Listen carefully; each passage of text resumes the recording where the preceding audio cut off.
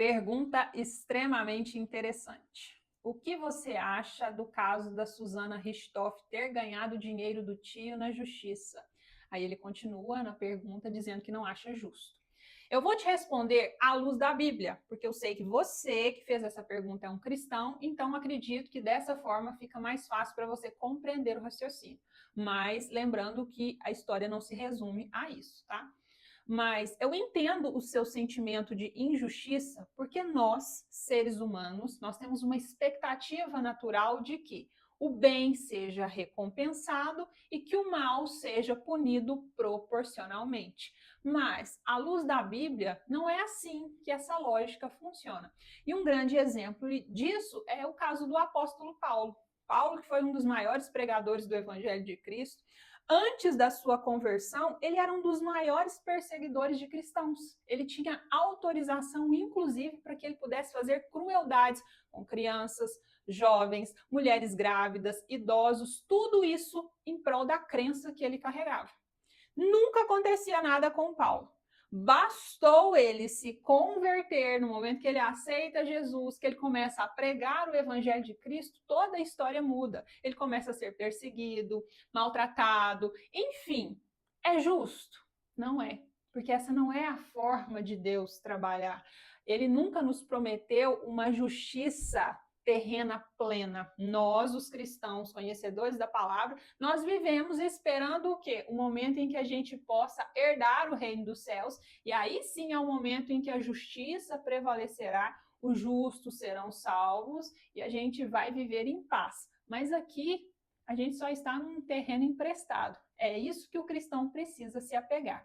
Mas tem um outro ponto também que a gente às vezes ignora, que é a questão do mundo caído. Para além da Bíblia, nós temos grande parcela de responsabilidade nisso que acontece com a Suzane, não só com ela. Nós pegamos ela de exemplo aí porque é um caso mais impactante, talvez, mas você já em algum momento teve a curiosidade de saber o que aconteceu com as pessoas que fizeram atos tão cruéis como o da Suzane, por exemplo? Uma hora de curiosidade, você dá um Google aí que você vai ter essas informações. O que aconteceu com as pessoas que fizeram atrocidades? Lembra daquele caso que teve um índio que foi queimado, o cachorrinho, né, que foi morto cruelmente. Teve também o caso daquele animal, não sei se foi um cavalo, que teve a patinha, né, decepada. Enfim, o que aconteceu com essas pessoas? Depois de curiosidade, você dá uma pesquisada aí. Tem pessoas que hoje estão assim em altos cargos públicos e nada aconteceu. Então, qual que é a nossa parcela de responsabilidade nisso? De que forma nós estamos cobrando dos nossos representantes a respeito das leis do nosso país?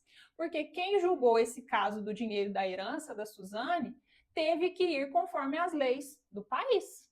Ou seja, não basta apenas falar assim, ela cometeu isso e ela não pode receber o dinheiro. O juiz, seja ele qual for que vai julgar um caso, ele precisa estar de acordo com as leis.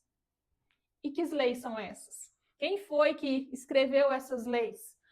Como que nós estamos cobrando dos nossos representantes a respeito das leis que punem as pessoas? É a mesma coisa que tem acontecido aí com o caso do cachorrinho orelha. Por que não pode acontecer algo de mais grave com os suspeitos, né, da atrocidade? Porque no nosso país, Brasil, o que envolve adolescente não é punido da forma que deveria ser. Então, nem tudo a gente pode responsabilizar aquele que cometeu o ato, e sim a legislação que defende que essas pessoas tenham direitos, que essas pessoas não sejam punidas da forma que deveria. Então, essa é a minha reflexão aí para você. Espero que faça algum sentido, mas nós também precisamos cobrar dos nossos representantes essas mudanças de leis para que as coisas aconteçam. E na condição de cristãos, nós, né, que somos cristãos, entender que aqui, infelizmente, a gente não vai encontrar essa justiça que a gente tanto espera. Então, a gente precisa confiar de que Deus, em algum momento, vai justificar os seus.